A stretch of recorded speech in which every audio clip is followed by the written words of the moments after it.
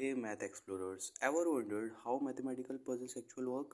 Today we are diving into the exciting world of equations, your secret key to unlocking mathematical mysteries. Equations are not just boring maths problems, they were like detective challenges where you hunt for hidden numbers. Imagine solving real life puzzle using math skills that help you understand the world around you. So in this video we will break down solving simple equations into easy and first step. So let us take a let us take an equation which would be 5p plus 2 is equal to 2l. So in this equation, so firstly we need to know each term, about each term.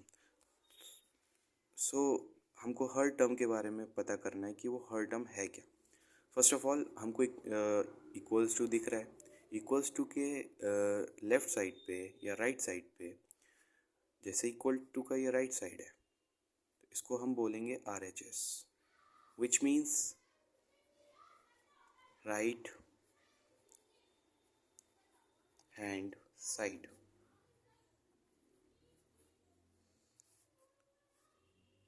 This side is LHS, which means left hand side.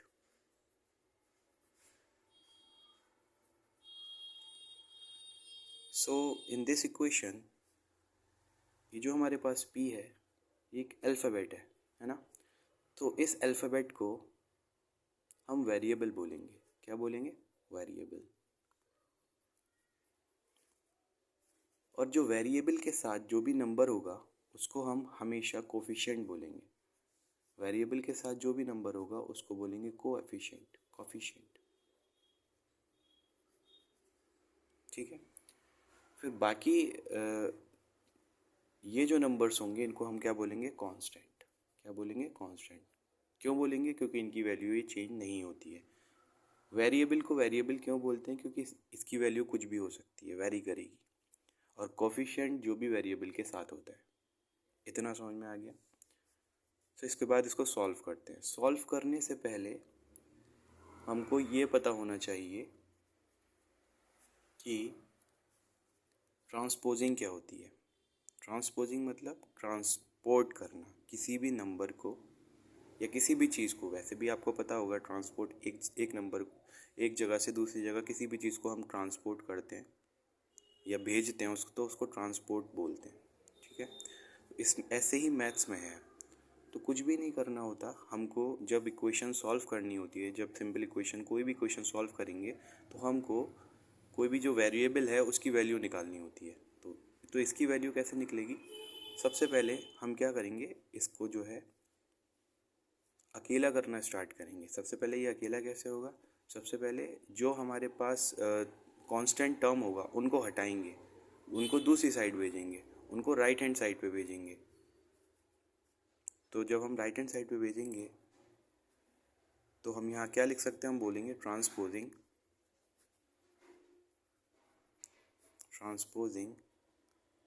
2 on the, कौन सी side है ये? Right hand side. Good. RHS. तो जब हम transpose करेंगे तो हमेशा जब भी हम ट्रांसपोज करते हैं तो साइन को नज़र में रखकर हम ट्रांसपोर्ट करते हैं. अब जैसे कि 2 जो है किसके साथ है? प्लस के साथ है. तो जब वो ट्रांसपोज होगा तो हमेशा साइन अपोजिट हो जाती है. अगर यहाँ निगेटिव होता तो वहाँ पॉजिटिव हो जाता. अब जैसे कि जब हम ट्रांसपोज कर देंगे तो यहाँ क्या बचेगा? यहाँ 5p बचेगा. ठीक है. इक्वल्स टू, अब जहाँ यहाँ पे 17 था तो ये 17 ही रहा.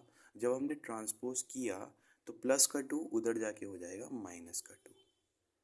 बस ये आपको याद रखना है कि प्लस का 2 उधर जाके माइनस का 2 हो जाएगा, क्योंकि यहाँ पे साइन चेंज होगा.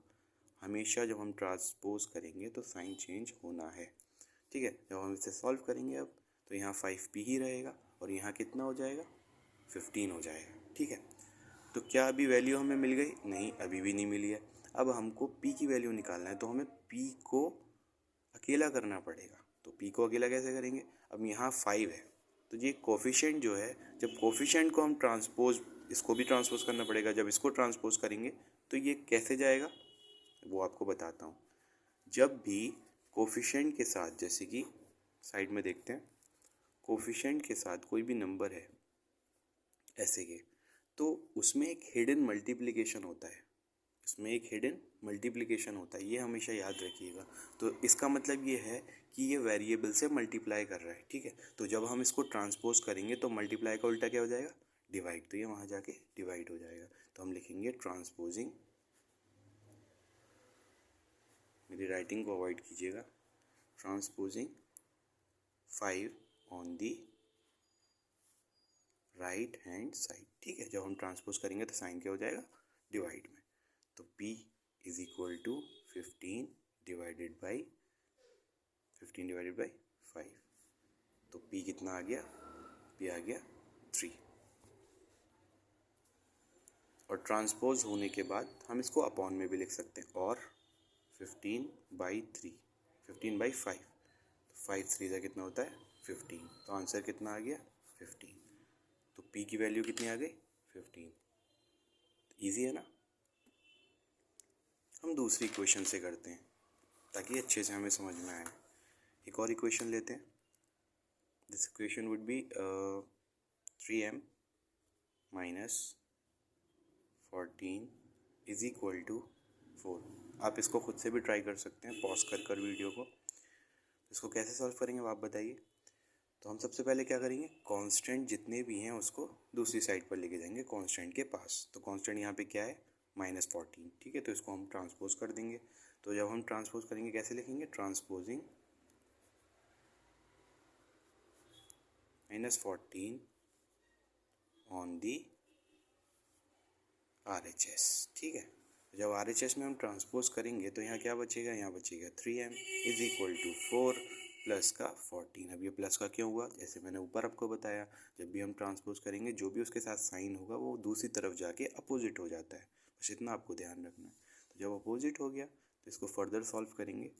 14 + 4 कितना होता है 18 गाइस, ओके। सो इसके बाद क्या होगा, इसके बाद अब हमको क्या चाहिए, वेरिएबल की वैल्यू चाहिए। जो हमको वेरिएबल की वैल्यू चाहिए तो वेरिएबल के साथ कोई भी कोफिशिएंट नहीं होना चाहिए। तो इस कोफिशिएंट को क्या करेंगे, इसको भी हटा देंगे। तो कैसे ट्रांसपोज करेंगे, ट्रांसपोजिंग 3 ऑन दी RHS। तो जब इसको ट्रांसपोज करेंगे तो यहाँ क्या बचेगा m, और ये कोफिशिएंट है तो ये क्या है, मतलब हिडन इसके पास मल्टीप्लाई साइन है। तो जब ये इधर जाएगा तो क्या हो जाएगा, डिवाइड हो जाएगा। तो 18 डिवाइडेड बाई 3, और इसको हम कैसे लिख सकते हैं 18/3। तो आंसर क्या आ जाएगा हमारे पास, ये आंसर वुड बी 3 9 18। तो हमारी m की वैल्यू क्या आ गई 9। So let us take another equation for more clearance. So another equation would be 3m/5 is equals to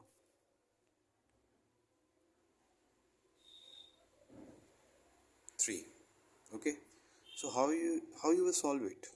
So same we have हमको क्या करना है, हमको सिर्फ खाली हमारा जो भी वेरिएबल है उसको अकेला करना है, बाकी सारे कांस्टेंट को हमको यहाँ से हटा के कांस्टेंट के पास भेजना है, ठीक है। वो ऑटोमेटिकली सॉल्व हो जाएगा। तो हम कैसे करेंगे फर्स्ट ऑफ ऑल हम ट्रांसपोज करेंगे, ट्रांसपोजिंग सबसे पहले क्या सॉल्व होगा इसमें, जो डिवाइड में है, transposing 5 on the other side या RHS कुछ भी बोल सकते हैं, राइट हैंड साइड, ओके। तो जब हम ट्रांसपोज कर देंगे इसको तो ये कैसा दिखेगा, 3m इज इक्वल्स टू 3 × 5। अब ये इंटू में क्यों जाएगा, क्योंकि आपने देखा यहाँ पे 5 किस चीज़ में डिवाइड कर रहा है, 5 3m से डिवाइड कर रहा है ना। तो यहाँ पे मल्टीप्लाई में जाएगा ऑफ कोर्स। तो जब मल्टीप्लाई हो जाएगा ये, तो यहाँ क्या बचेगा, 3m is equals to 5 3 15, okay. तो अब हमारी क्या इक्वेशन सॉल्व हो गई। No not yet. तो अब क्या करना है हमको, अब हमको क्या करना है, वेरिएबल अकेला करना है। वेरिएबल को अगर जब हम अकेला करेंगे तो उसके लिए क्या करना पड़ेगा, ये जो 3 है उसको हम इधर ला के सॉल्व करना पड़ेगा। तो वो कैसे करेंगे, तो अब भी ट्रांसपोज करना है हमको। तो ट्रांसपोजिंग 3 ऑन दी RHS। जब हम इसको ट्रांसपोज कर देंगे तो ट्रांसपोज करने के बाद कुछ ऐसा दिखेगा ना, m बचेगा इधर, और 15 जो है डिवाइड कर जाएगा, क्योंकि यहाँ पर मैंने आपको बताया जब वो कोफिशिएंट के साथ होता है वो हमेशा मल्टीप्लाई होता है, तो इधर आएगा तो वो डिवाइड हो जाएगा। तो 15 डिवाइडेड बाई 3, और इसको हम कैसे भी लिख सकते हैं 15/3। तो क्या आ जाएगा, आप लोग को पता ही है, डिवाइड कर लेंगे आप आराम से, तो कितना आएगा, 5 is the answer. Okay, so wow math warriors, we just conquered another equation together, but remember every problem you solve is like level up in a real life math game. So before you go, I want you to try something. Pause this video, take this equation and share your solution in the comments below. So in our next video, we will dive deeper into more exciting mathematical challenges. Don't forget to subscribe to the channel, hit the notification bell, share this video to your math buddies. I'm Zaheen, and until next time, keep solving, keep learning, and most importantly, keep enjoying mathematics. Maths is not just a subject, it's a superpower. So see you in the next video. Thank you.